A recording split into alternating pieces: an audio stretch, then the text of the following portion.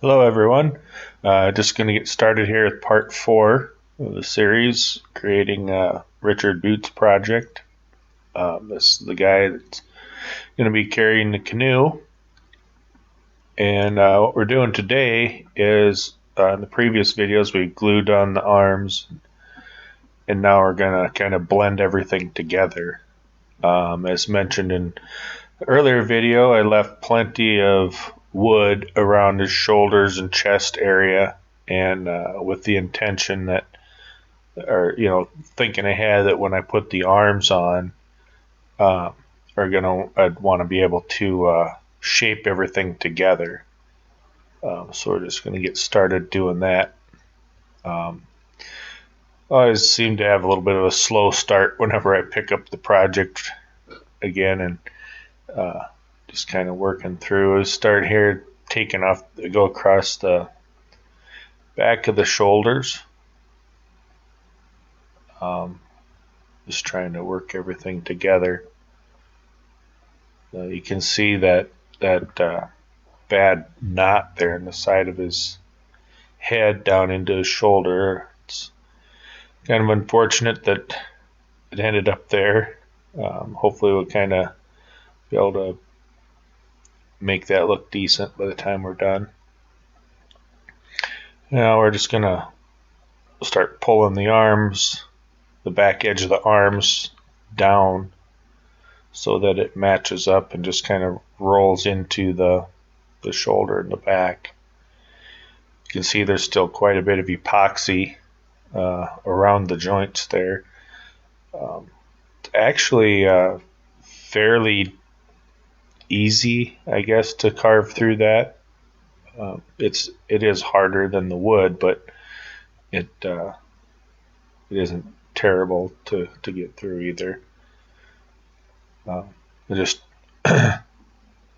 going through and taking wood down around the top of the shoulders, in between the shoulder and the arm. Just try to clean everything up.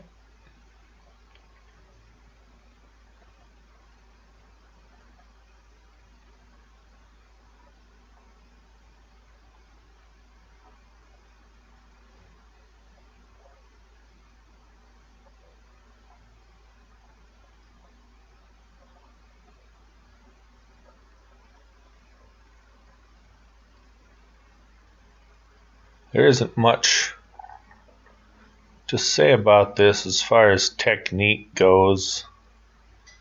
It's just kind of blending it together and just stopping once in a while to look things over, see what needs to be done.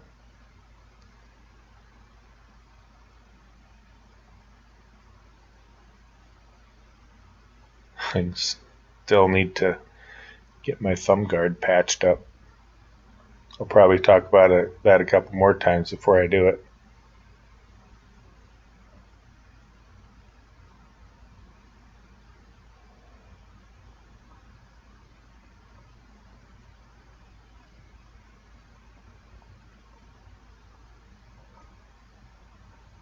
I think the next video in this series, we're going to work on making the carrying yoke. It goes inside the canoe and will end up sitting across his shoulder. And then we also need to make the oars, stuff like that. We're getting pretty close to having the carving part of this project done. I've been kind of thinking how I want to end up with the final piece looking. Here, just showing. I can see the arm is lining up and matching up with the shoulder now. You'll see there'll be a line of epoxy there that stays. It just kind of fills in the imperfect gap between the arm and the body. we'll end up painting over that, and it should be fine. But like I was saying, I want to get to. I don't want to have just this guy carrying his canoe standing on a log and that be the complete displayed piece. I think I'm going to get some flat wood and might do some things there, kind of create a little bit of a scene to put it all together with.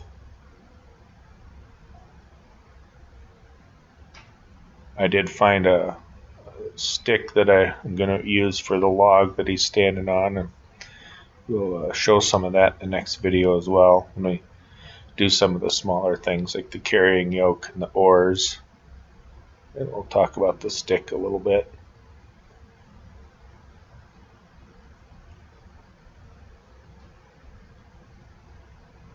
I watch quite a few YouTube videos, guys carving, and just reading different posts from people on Facebook pages, wood carving Facebook pages. It's kind of, I hear people talk about how they can't carve as fast as those people on YouTube and things like that, and I don't. To me, I think I've mentioned this before. That doesn't matter how fast you get it done. It's how much you enjoy it, and being able to be happy with what you've created when you're done. I don't consider myself a fast carver. I like to take small slivers and just kind of study it and think about it. And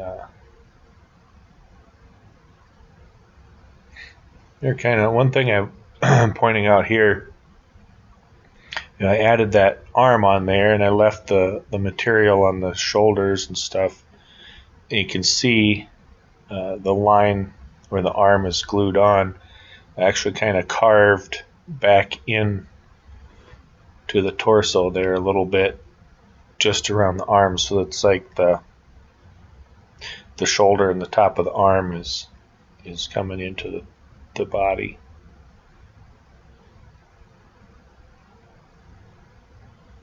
Using, I guess what I was saying is using the material on the body to form up to the arm, rather than just relying on the material of the arm to come into the body, if that makes sense. Kind of see it there.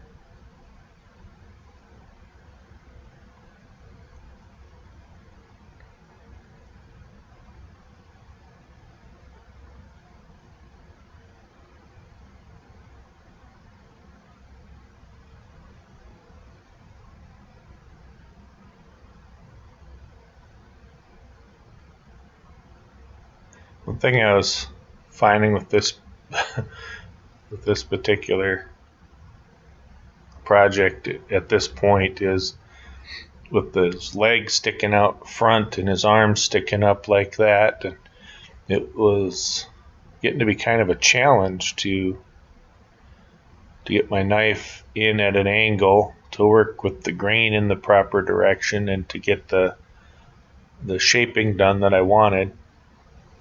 Just, again, take your time, flip things around,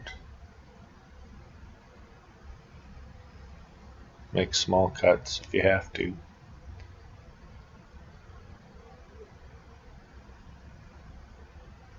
I think he's turning out pretty nice, though. I'm happy with where we're at.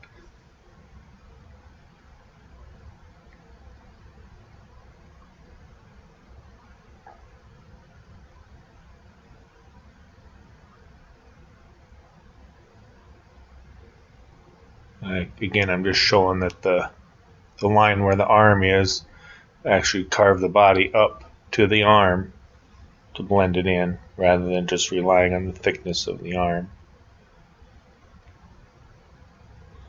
And just go around and keep shaping, and sometimes I'll do little things like this just to take a little break from what I was trying to figure out, and I'll just kind of shave a little here and there on a different part of the body, just to kind of get away from the one area.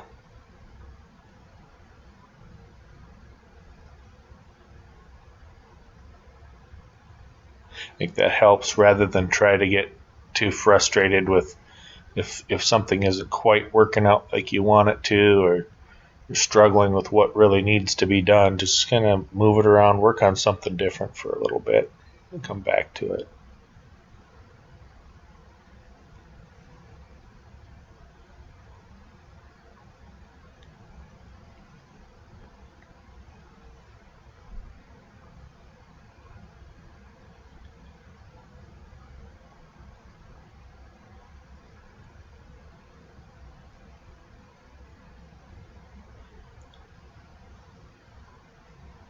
That particular armpit there was giving me a little bit of trouble. Just the way the wood grain is, and as I mentioned, the way his left leg is sticking out in front of his body, makes it hard to get a good angle on it with just a knife. It's trying to clean it up a little bit with the gouge here. Right in there. It's just hard to get to with the knife. Try to come at it from the top, and his head and his arm is in the way.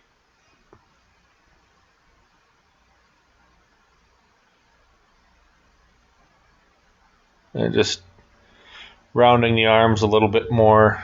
I mentioned in the previous video, I think we should have started with a little bit thicker pieces for the arms.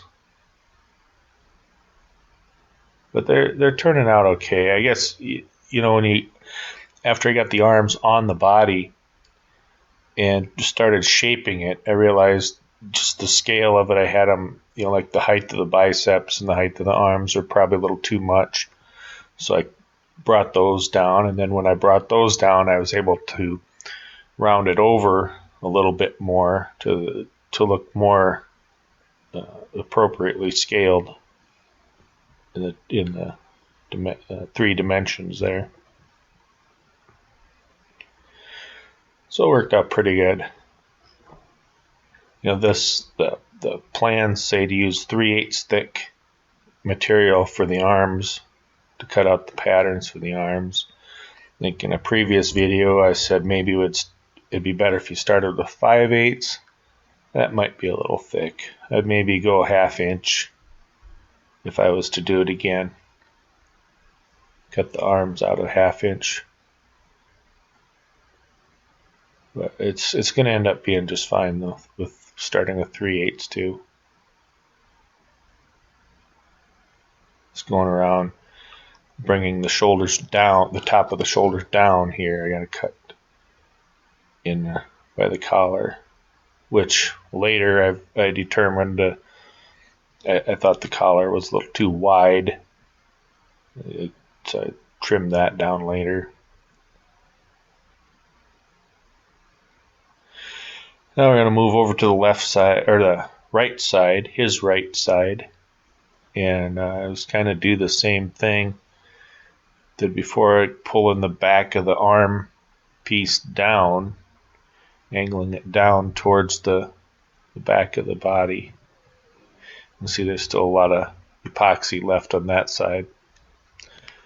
And probably had a little too much in there and it kind of oozed out. I'll just clean that up. When you're cutting through that epoxy too, it's especially around that arm, which isn't real thick, it isn't real strong. And then make real controlled, steady pressure cuts. So you get through the epoxy, but then, once you're through it, you don't slap the knife up against something and break it.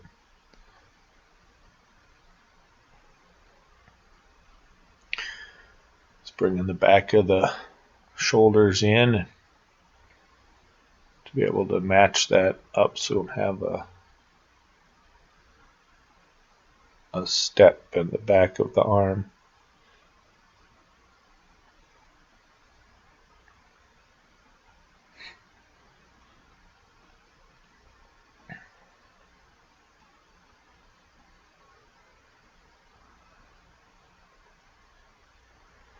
And again, using the gouge to kind of clean up the armpit. It's just hard to get to that area with a knife.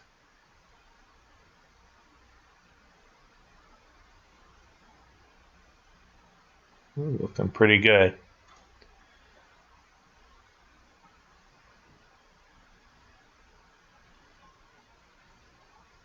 As I was looking over this project, one thing that there's always something I'd like to change. You can complete a project and pick it up to show somebody or look at it later on, and then you just notice, well, I should do this different, or I could do this a little bit different over here, or maybe I should take some off of here. It's just a never ending learning process, how you view things.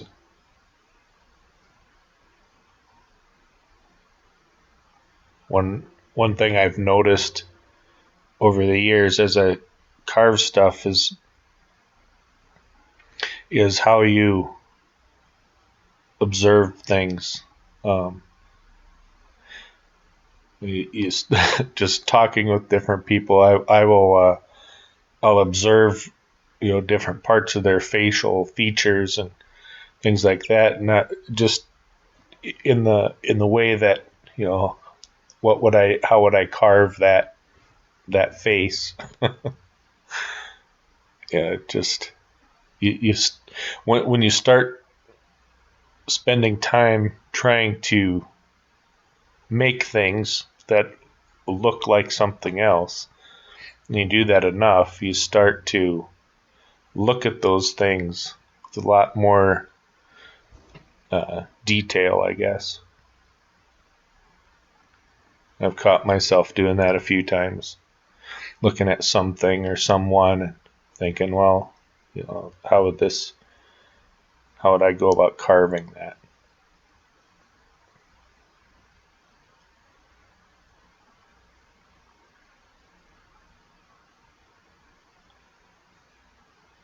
Just kind of rotating it around all different angles, looking for those little parts that aren't quite there yet.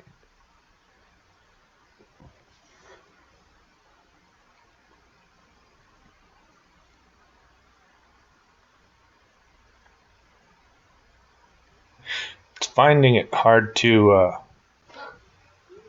make a short YouTube video, and I think it might be partially because of my carving style. I don't make real aggressive cuts, especially after I'm into the project a little bit. I like to slow down and just take little cuts here and there. So I end up editing a lot of the video out just to keep the videos shorter.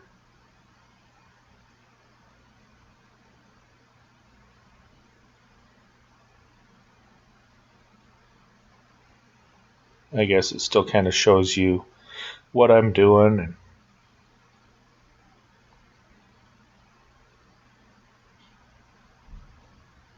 And if you guys are like me, just watching wood chips come off a piece of wood is almost as enjoyable as making them come off the wood. So hopefully you're enjoying these videos.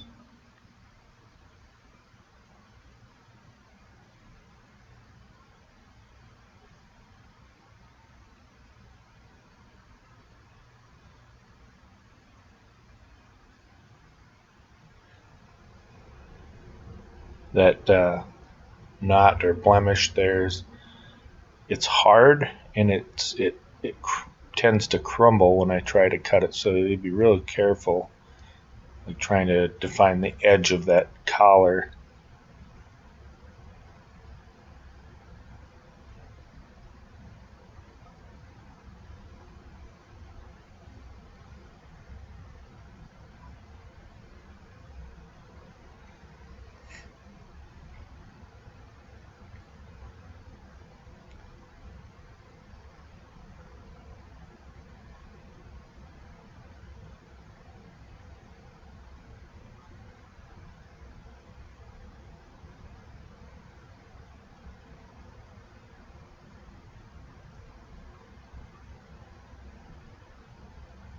That handle on that heavy detail knife is called, I believe that's the Dave Stetson style handle.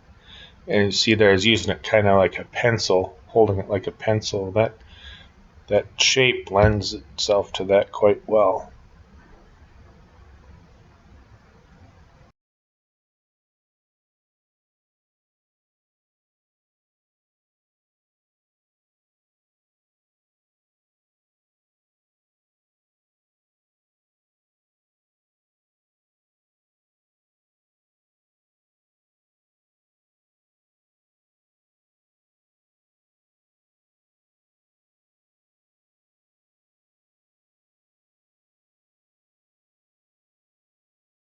Close to the end of this video,